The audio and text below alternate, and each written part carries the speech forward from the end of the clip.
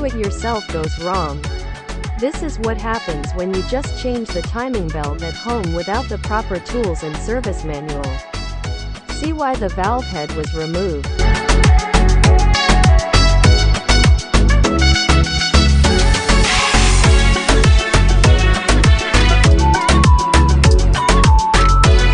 Camshaft pulley broken in half.